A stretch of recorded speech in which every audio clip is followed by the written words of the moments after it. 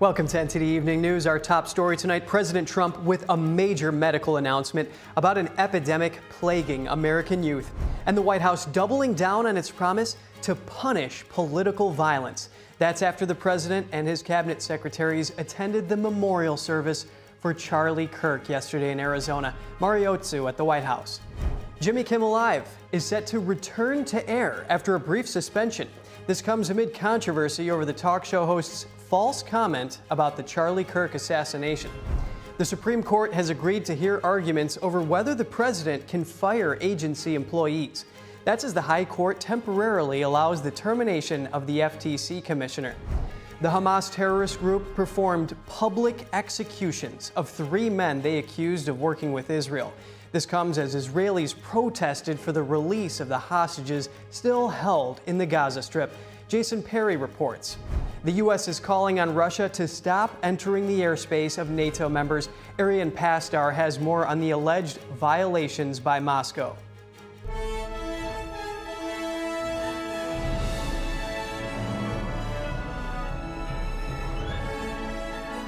This is NTD Evening News, live from our global headquarters in New York City. Here's Tiffany Meyer. Good evening, and thank you for joining us tonight. I'm Kevin Hogan, in for Tiffany Meyer. President Trump announcing something major about an epidemic plaguing American children, and the White House doubles down on its promise to punish political violence. And we're now going live to NTD's Washington correspondent Mari Otsu at the White House. Good evening, Mari. What's the latest from the president's announcement? Kevin, good evening. Yes, just moments ago, President Trump is announcing that the FDA will be notifying physicians that the use of acetaminophen, which is commonly known as Tylenol, during pregnancy could be associated with an increased risk of autism in children. Take a look at what the president has to say. They are strongly recommending that women limit Tylenol use during pregnancy unless medically necessary. And so ideally you don't take it at all. But the meteoric rise in autism is among the most alarming public health developments in history. Since 2000, autism rates have surged by much more than 400%. Instead of attacking those who ask questions, everyone should be grateful for those who are trying to get the answers to this complex situation. The White House is also approving a new use for the generic drug leucovorin as a potential treatment for autism. Here's the U.S. Commissioner of Food and Drugs making that announcement. The FDA is filing a Federal Register notice to change the label on an exciting treatment called prescription leucovorin so that it can be available to children with autism. You know, autism may also be due to an autoimmune reaction to a folate receptor on the brain, not allowing that important vitamin to get into the brain cells. It's a fairly established, mature pathway. Again, we have a duty to let... And the White House announces that the NIH is launching an Autism Data Science Initiative, which means that they will devote an additional $50 million to the study of autism. Kevin? Yes, Maury, that was a very highly anticipated report that the president was expected to release at the end of September, but now we have it. And Maury, one day out from Charlie Kirk's memorial in Arizona, what does the White House have to say about Kirk? Sure, Kevin. At the White House press briefing today, Charlie Kirk was definitely still on the mind. And Press Secretary Leavitt today actually shared a personal anecdote saying that the last time she was in contact with Kirk was one day before his assassination. The press secretary shared that Kirk actually texted her asking for her and her husband's address so that he could send a children's book to her and her kids. And Leavitt also mentions the moment during the memorial when Erica Kirk forgives her alleged assassin. The press secretary calling this moment of mercy, quote, one of the greatest acts of grace this world has ever seen. She says that the assassin's attack failed, that while it took Kirk's flesh and blood, it did not take the values that Kirk stands for.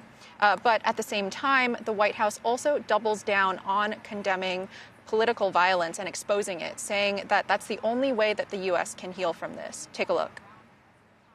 We must continue to call this wickedness out.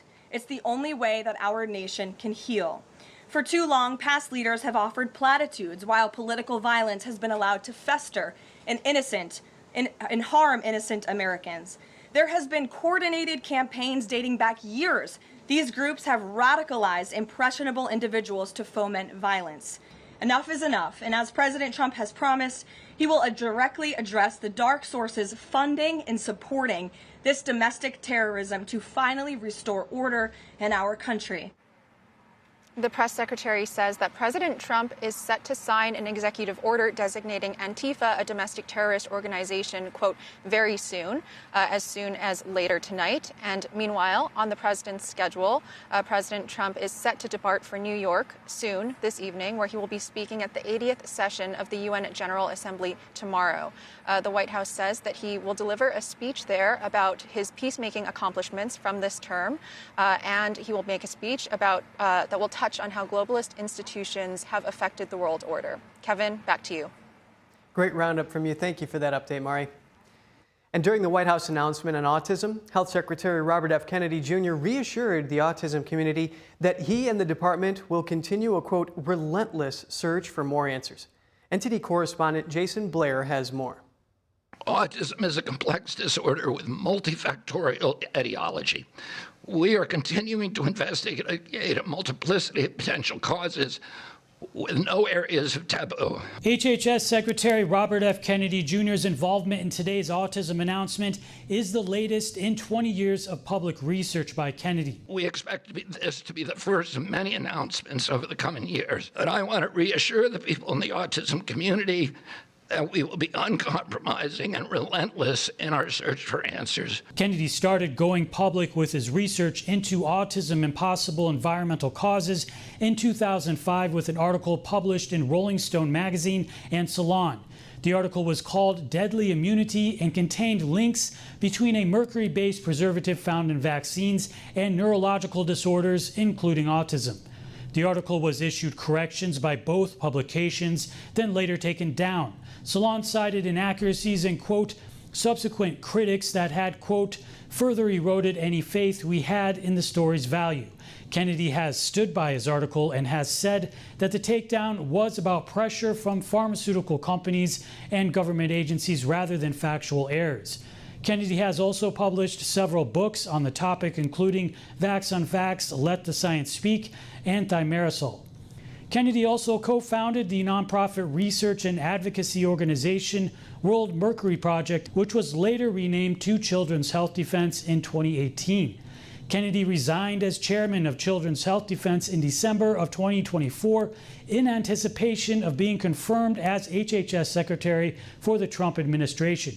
In April, Kennedy said that the HHS will announce some results of a large autism study this month. We will have some of the answers by September. In 1987, out of every 1 million kids, 330 were diagnosed with autism. Today, there are 27,777 for every million. Jason Blair, NTD News. The Supreme Court today is allowing the Trump administration to fire Federal Trade Commission Commissioner Rebecca Slaughter. The High Court has agreed to hear arguments in December about whether the president can fire members of the Federal Trade Commission without cause. President Trump first moved to fire Slaughter in the spring, but she sued and lower courts ordered her reinstated. Chief Justice John Roberts allowed the removal 2 weeks ago. The majority today confirmed the removal for now. Justices Kagan, Sotomayor, and Jackson dissented.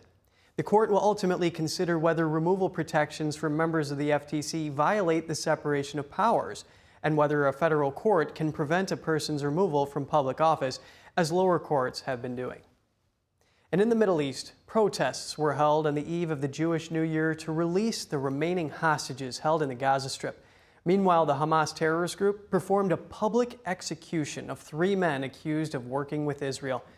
NTD's Jason Perry has the details, and a warning: this report contains footage that some viewers may find disturbing. On the eve of the Jewish New Year, instead of celebrating, some residents protested outside of the home of Israeli Prime Minister Benjamin Netanyahu, and they called for the release of the remaining hostages who have been held in captivity for almost 2 years now. And on the same day, Netanyahu said Israel was determined to release the hostages and defeat Hamas, and that the Jewish New Year could be historic. We are in the midst of a struggle in which we are overcoming our enemies, and we need to destroy the Iranian axis, and it is within our power. This is what lies ahead of us in the coming year, which could be a historic year for Israel's security. And in the Gaza Strip, Hamas terrorists accused 3 men of working with Israel. The men were blindfolded and their hands were tied behind their backs before they were executed before a crowd of onlookers. A Palestinian political analyst explained that there are other armed groups in the Gaza Strip besides Hamas.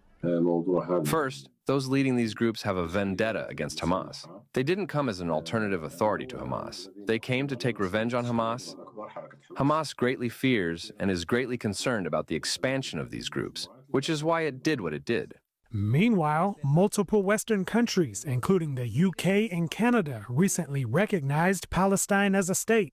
The brother of a hostage still held in the Gaza Strip explained that Hamas terrorists celebrated their decision to recognize Palestine as a state. We can see that every time that Hamas feels his narrative is getting stronger and that Israel's image is collapsing in the world, we see that they pull away from negotiations.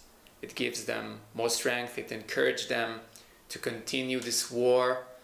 In another development, Iran could soon face crippling sanctions, also known as snapback, over its nuclear program. However, Iran's foreign minister Abbas Araghchi said there is still hope for a diplomatic solution.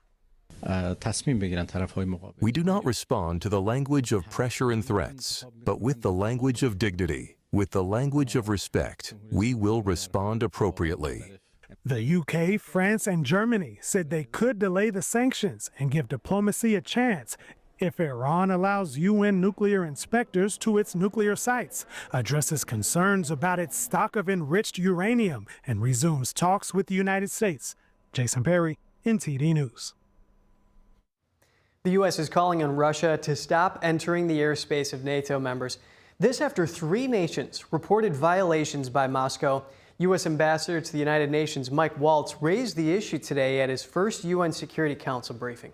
NTD's international correspondent Arian Pastar has more. The United States stands by our NATO allies in the face of these airspace violations. UN Ambassador Mike Waltz is calling on Russia to de-escalate. This after 3 NATO members reported violations of airspace by Russia. Poland and Romania say drones entered their territory. And last week, Estonia reported 3 Russian fighter jets crossing the border. The United States and our allies will defend every inch of NATO territory. Russia must urgently stop such dangerous behavior. The United Nations are convening in New York this week. Estonia's foreign minister addressed the issue, mentioning that Russia is a member of the UN Security Council. Estonia has decided to request the convening of an emergency meeting of the United Nations Security Council. However, the Kremlin denies the allegations, repeating its stance that NATO members are faking the incidents, thus escalating tensions. We have never heard the Estonian side mention that they possess any such objective control data. That's why we consider such claims to be empty, unfounded, and part of a completely reckless campaign to escalate tensions. The spokesman added that Russian pilots always act in accordance with international law. Meanwhile, the fighting continues in Ukraine. 3 civilians are reported dead in Ukraine on Monday. Officials say Russian forces used at least 10 aerial bombs targeting a city of around 700,000 residents. And in Crimea, Moscow says 3 civilians are dead after a Ukrainian attack. The Russian Defense Ministry reports that the strike took place on Sunday night in the resort area of Crimea. According to the Kremlin, there are no military targets in the area. Arian Pastar, NTD News. Stay with us. Senate Democrats are opposing the House-passed continuing resolution with only 8 days to go until a government shutdown. That's despite having voted to extend existing levels of funding 19 times in the past 5 years. What's behind the move? Luis Eduardo Martinez reports from Capitol Hill. And Britain will build billions of dollars worth of data centers.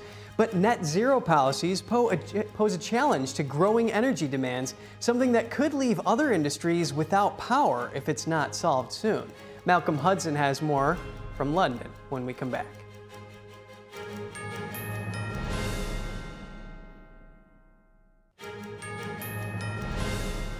Good to have you back with us. The U.S. government is 8 days away from a government shutdown. It's up to senators to vote to extend current levels of spending or leave the federal government without funds. Our Washington correspondent, Luis Eduardo Martinez, has the details. Look, it's the Republicans shutting down the government. The Republican bill is a totally partisan bill with zero input from Democrats. When I was majority leader, for 4 years, we didn't have a shutdown because we sat down with Republicans. Senate Democratic leadership is blaming Republicans for the imminent government shutdown, but not all Democrats agree with Minority Leader Chuck Schumer's strategy. I refuse to be a part of voting to shut our government down. We have different priorities. I absolutely don't support the cuts for the Medicaid, and I would love to restore those tax credits. But for me, I refuse to be a part of plunging our nation to chaos. The House of Representatives has already passed a continuing resolution that would extend current levels of government funding for 7 weeks. Senate Republicans would only need the support of 7 Democrats to avoid a government shutdown. All it takes is a handful of Democrats to join the Republicans in keeping the government open and funded, and to ensure that we have a chance to get the appropriations process completed in the way in which it was intended in the first place. It's important to note that Senate Minority Leader Chuck Schumer already voted for current levels of government funding earlier this year and has voted for continuing resolutions at least 19 times in the past 5 years. Well, Republicans want to keep the government open, and the Democrats, based on what I believe is the Schumer strategy, is a shutdown strategy. It is their goal to shut down the government. The left wing of their party is demanding it.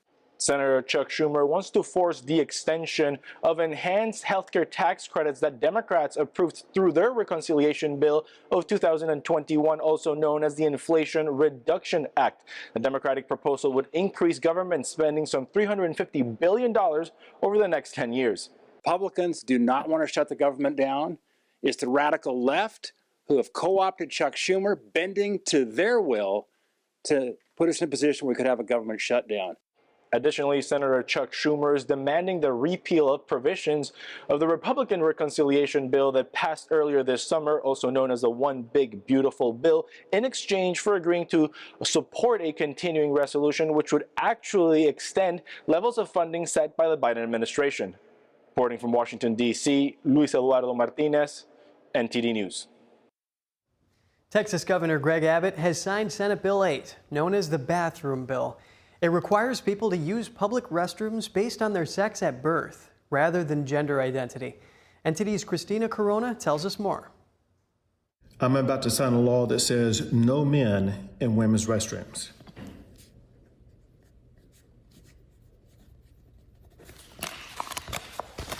This is just common sense. Texas Governor Greg Abbott signed Senate Bill 8 into law on Monday. The bill requires people to use public restrooms that match their biological sex at birth instead of their gender identity. It applies to schools, universities, state agencies, and correctional facilities. Cities that fail to comply will face a $5,000 fine for the first violation and $25,000 for each additional offense. Local governments that violate the rules face fines of $25,000 for the first offense and up to $125,000 for repeat violations. Private businesses are not included, and there are no criminal penalties. Supporters, including Republican lawmakers, argue the bill protects women and girls in bathrooms and other private spaces. However, Democrats argue that the law discriminates against transgender, non-conforming, and intersex Texans. The law takes effect on December 4th. Christina Corona, NTD News. Coming up, tens of thousands of people filled the State Farm Stadium for Charlie Kirk's memorial yesterday. High-level politicians spoke about his legacy and influence, while his widow preached forgiveness. Jack Bradley brings us the details from Arizona.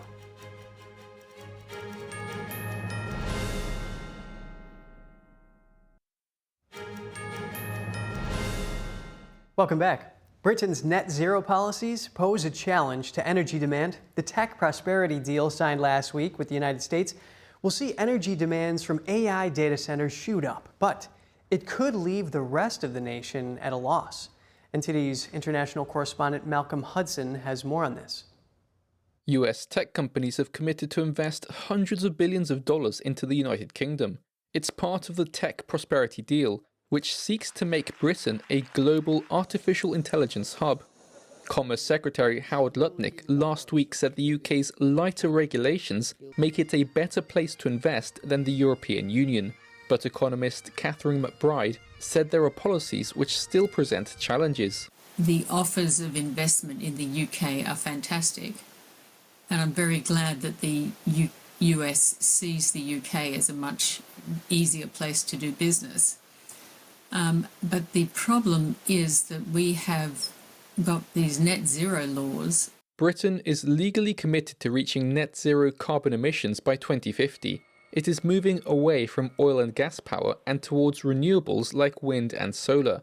However, big tech requires big amounts of energy flowing constantly, something renewables cannot do when the wind doesn't blow and the sun doesn't shine.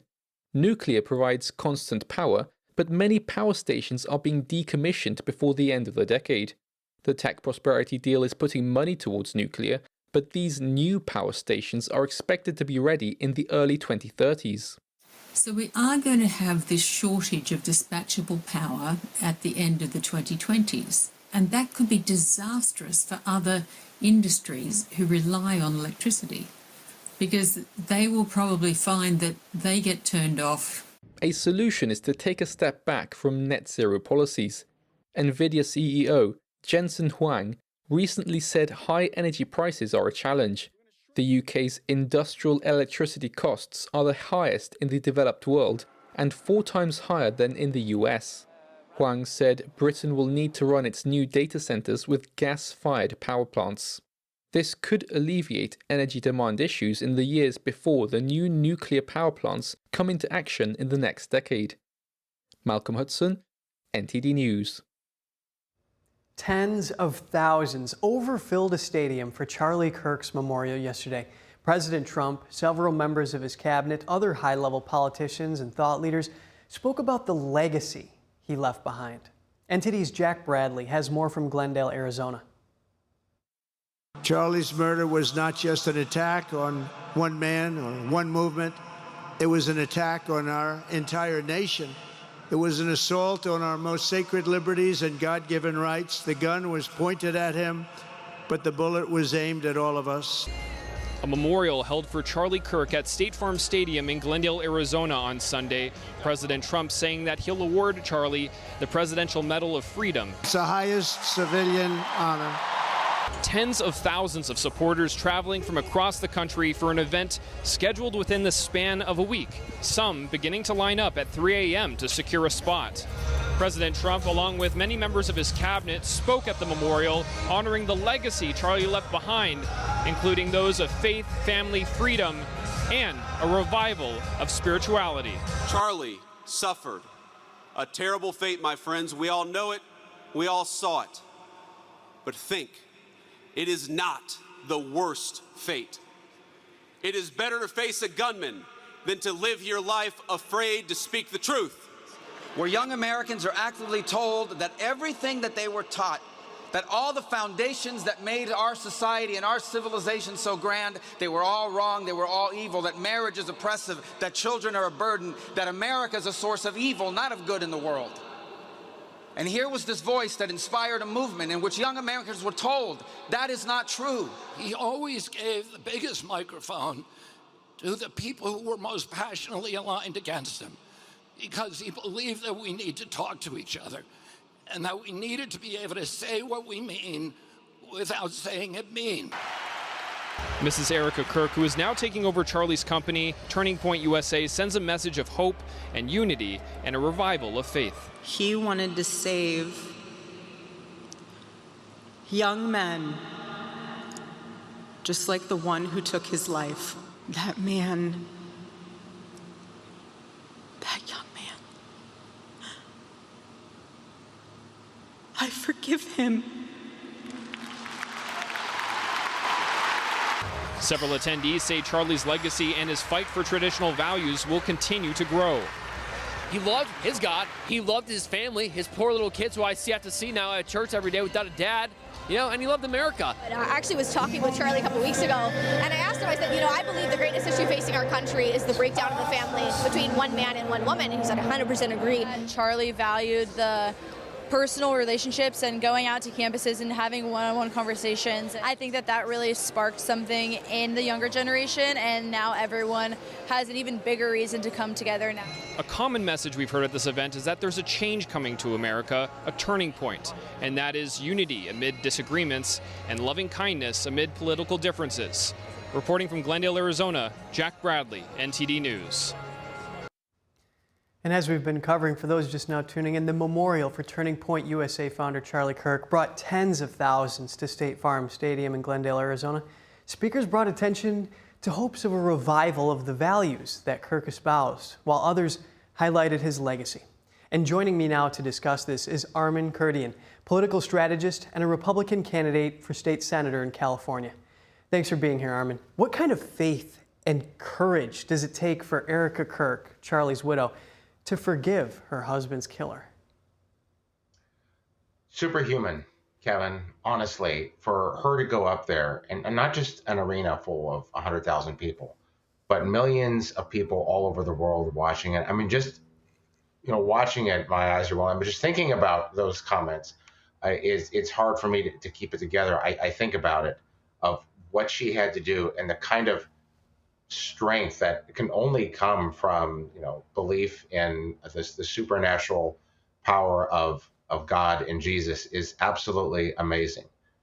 I think the one thing that we can take away from this memorial is the positivity, the message of hope, the message of forgiveness, the message of redemption, the message of the power of spirit and what it can actually do to motivate, and how much stronger that is to be motivated by love and kindness instead of hate and divisiveness. What we saw yesterday is something that I think is going to be played over and over again, repeatedly, for years. And what happened a week and a half ago is not going to be something that's going to be easily forgotten by this country. Their family must be going through so much, just as many Americans are at this time. And Erica Kirk, she mentioned how Charlie would always come up to her and ask her how he could be a better husband to her, how he could serve her better. That was just something that he always wanted to do, and that focus on family, like we heard those other speakers talk about. Now, Erica said she shares the same mission as Charlie, and she was recently elected to take the reins from Charlie at TPUSA as CEO. How will Charlie's movement continue, and what might that process look like?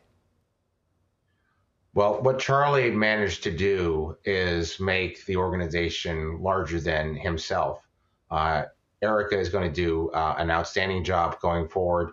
But even here in San Diego County, there are many individuals, many young men and women I know who are members of Turning Point, who are strong, who are well-educated, who are dedicated people, who are the grassroots part of Turning Point. It's more than just a CEO. Turning Point is a movement across the country. And we have many individuals here. We had one young lady, a couple of good friends of mine, Sasha Riva and Miriam Al-Najjar, who started a memorial for Charlie Kirk a week ago, Wednesday.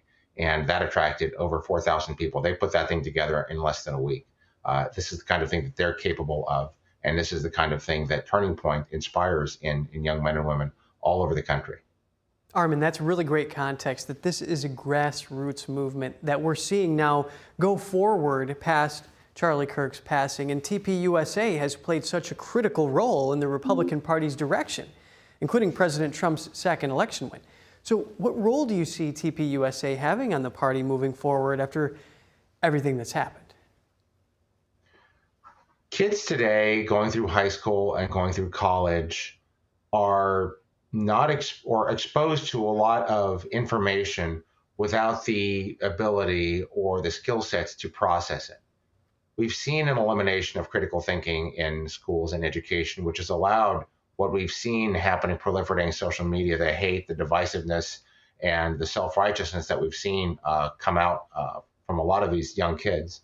But Turning Point, this positive message that doesn't give you something to push back on per se, this idea of deflection, the same kind of message of Dr. King of nonviolence and love for not only yourself and for your family, but love for your enemy. love for those who would seek to destroy you is something very challenging for those who want to spread hate to push against. Remember, it's easy to become angry many times. It's easy to look on social media and want to rip back at the other person and just take it, escalate and call people names. And social media and the screen that we put in front of us has made it easy for folks to actually do that.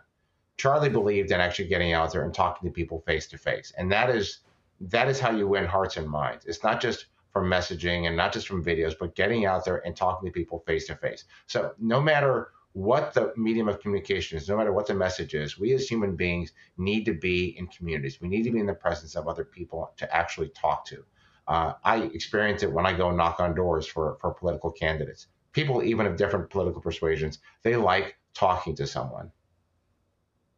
And Charlie was certainly a spearhead in this push to go to colleges and get the conversation going and to help people to share their ideas in an open and safe manner, in which obviously his life now is a living example of the freedom of speech that this country enjoys, and that won't be stopped because, of course, as we've seen, this movement is continuing.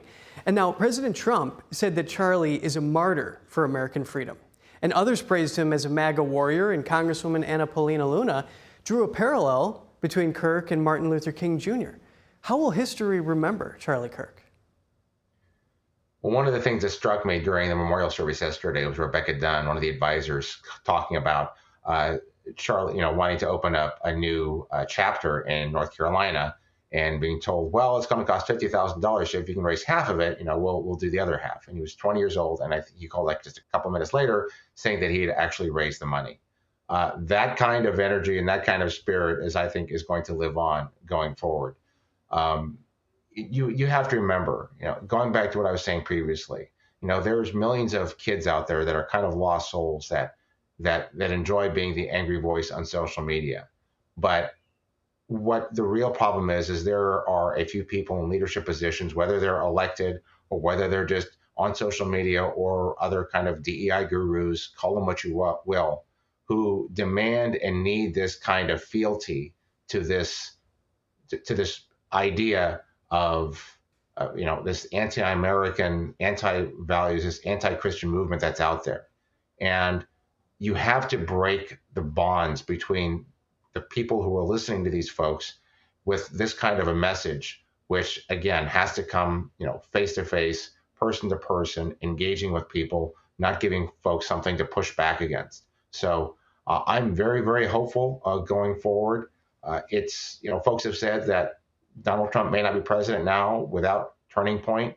I don't think we'll ever know that definitively, but there's absolutely no question that he turned a lot of young men and women towards Trump, towards these positive values, towards this hope for America, the dream that is America, and freedom and liberty and free markets. That's the message that he was getting. And if even just a few more % of kids start turning in that direction, then he's done a very good thing for this country, and that movement will live on. Armin, I hear the ideas that you're bringing to us here. Let's broaden this discussion. Following Charlie Kirk's death were peaceful vigils and memorials, not riots. Does that display of restraint signal that there's some kind of powerful undercurrent for Americans to unify further and cherish the freedom of belief and engage in meaningful conversations about their values? Well, Kevin, I'm going to one-up you. You saw at a lot of these, peaceful vigils, you saw people coming in and trying to destroy these memorials, trying to agitate or yell and cause conflict and cause division. There hasn't been one single reported act of violence I've heard that was initiated by anybody who was mourning the death of Charlie Kirk. There have been no cities that have been burned. No police officers have been injured as compared to what we've seen in the last few years. So you're absolutely right. And a lot of the left-wing media doesn't really know what to make of this. This goes back quite a while. You remember when Nick Sandmann, there on the Capitol Mall, this young 17-year-old kid who was trying to defuse the situation, being very peaceful, excoriated by the liberal media, some of them even calling for violence and threatening to punch him in the face for trying to defuse the situation and being a kid who was just trying to be peaceful and trying to engage. And this is the kind of stuff that we have to live with and sometimes that we have to deal with. And it is very, very challenging. It's even myself, I can't tell you the number of times that I've trying to respond to somebody on social media and then deleted my post because I knew it just wasn't going to solve any problems. So it does require an immense amount of restraint. It does require an immense amount of self-control. But when you accept the faith the way that Charlie Kirk has, the way he tries to profess it to everybody else, you heard the soliloquy that Pastor McCoy had at the beginning of the memorial service. It is certainly not something that happens overnight, especially if you've been conditioned to conflict. But you can change, and you can find that, quite frankly, you're going to be a much happier person if you're not seeking to be angry or hateful or find somebody to fight with all the time. And Armin, certainly this was Charlie's goal. What impact has he had on American conservatism, and what direction is it heading after this tragedy? One of the biggest problems that we've seen over the last couple of decades is the youth in America don't vote. They don't go out, they're not active. It's either that or they allow themselves again to be influenced or indoctrinated by the far left progressive policies, demanding free everything and everything to be handed on a plate for them before going out into the world and feeling this sense of entitlement. That wall has cracked significantly. And it's not enough just to expect that the momentum will move on. Those who are out there today have got to continue this movement. We've got to continue these efforts into the classroom, onto the campuses. And these young men and women that I talked about before are going to continue to do that. So the influence on politics, getting young people more involved, because frankly, in your 20s, you've got 50, 60 years ahead of you. The votes that you take today are going to influence the future. If they got more involved, more educated, more knowledgeable about the world around them at the various levels of government, whether it's a city secretary or the governor of a particular state, being involved and engaging with people in a friendly and constructive fashion is how we move forward as a country. Well, Armin Kurdian, thank you for sharing your perspective with us as the nation remembers Charlie Kirk. Thank you, Kevin. And Disney today announcing Jimmy Kimmel Live will return to air Tuesday night. The show was suspended last week after criticism over Kimmel's monologue about Charlie Kirk's assassination. The talk show host sparked outrage after falsely suggesting that the shooter was a member of the MAGA movement. FCC Chair Brendan Carr criticized ABC over the remarks, and subsequently Nexstar and Sinclair, two of the largest owners of ABC local affiliates, pulled the show from their stations. On Monday, a spokesperson for Disney, which owns ABC, said they suspended the show to cool tensions over the comments. Kimmel has yet to publicly address the controversy. And up ahead, the trial against Amazon begins today. Prosecutors say the company deceived people into signing up for Prime member, but made it hard to cancel. David Lamb has details on that when we return.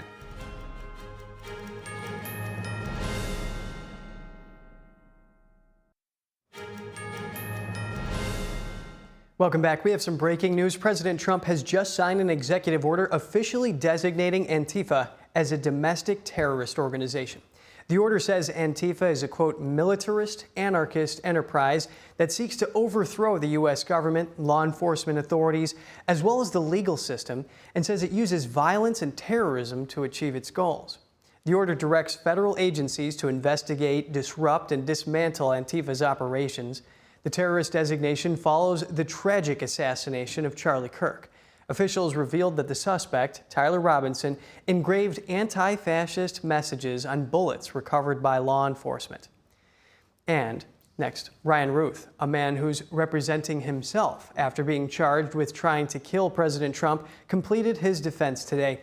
Routh called just 3 witnesses, a firearms expert and 2 character witnesses. He declined to testify in his own defense. Routh, who lacks any legal education or experience, was cut off multiple times by federal judge Eileen Cannon while questioning his witnesses. She warned of the dangers of using character witnesses as it opens the door to cross-examination from the prosecution. Routh attempted to show the jury he was incapable of killing Trump due to his kind nature. The prosecution rested its case on Friday. Closing arguments are scheduled for tomorrow. And today, jury selection begins for the Amazon trial. The Federal Trade Commission is accusing the company of deceptive tactics with its Prime subscriptions.